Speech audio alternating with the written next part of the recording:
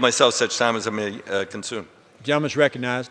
I rise in full support of S-140 legislation that we have been somewhat patiently waiting for the Senate to move on for over a year. This legislation incorporates 3 different bills passed, reported by the Transportation Infrastructure Committee last year: H.R. 2518, Coast Guard Authorization of 2017, H.R. 1726, Coast Guard Improvement Reform Act, H.R. 2593, the Federal Maritime Commission Authorization Act. This is going to provide both positive improvements in maritime policy, help with the competitiveness of the U.S. maritime industry, and it is going to be of substantial assistance to the Coast Guard. There are issues where we had some disagreement. It's not a perfect bill, but I'm pleased to support it and would urge all members to support it.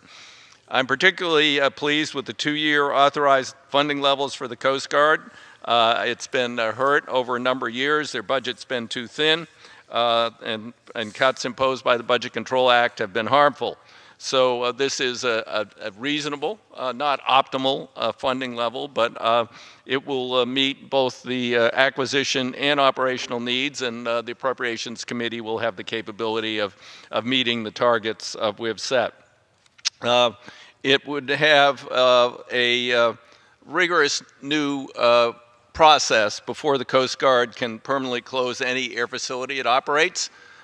In my home state of Oregon, there was a rather sudden announcement of a closure of an air facility in the Mid-Coast, Newport, in Representative Schrader's district.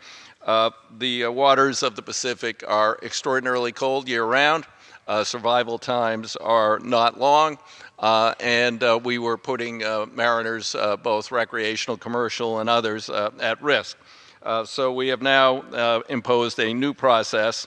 There will have to be an extensive public review, justification, and then Congress will also have time to review, evaluate, and if necessary, reject future proposed closures.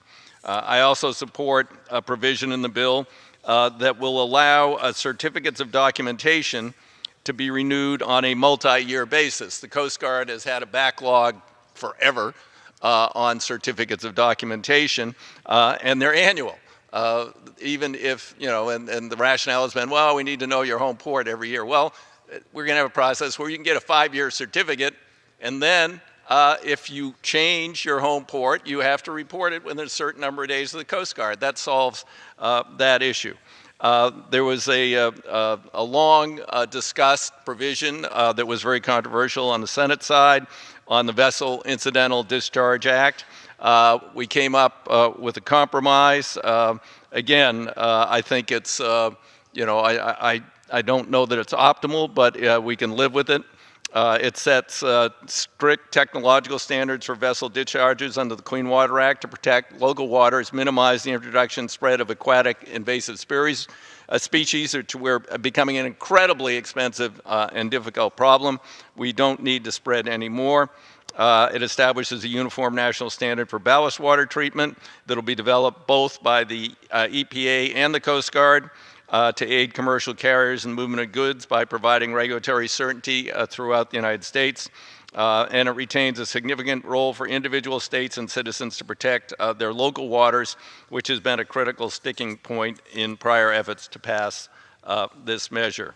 Under this proposal, states are guaranteed the ability to co-enforce and oversee implementation of vessel discharge program, petition the EPA and Coast Guard to strengthen ballast discharge standards should technologies that are more stringent become commercially available, and to call for the establishment of no discharge zones in important and sensitive state waters, similar to those currently available for marine sewage.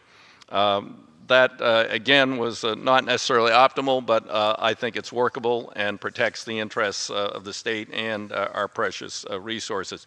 I want to acknowledge the chairman and thank him. This will be the last bill he manages on the floor. He has imposed a regular order on the Transportation Infrastructure Committee with the Water Resources Development Bills, the first long-term FAA bill in 3 decades. And now an excellent Coast Guard authorization in addition to other products. I'd like to also thank my ranking member, soon perhaps, depending on where he decides to go, chairman of this subcommittee for his contributions.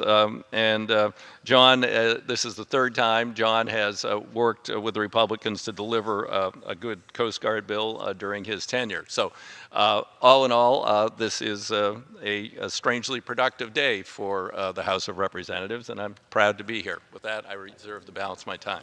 The gentleman reserves his time. Chair recognizes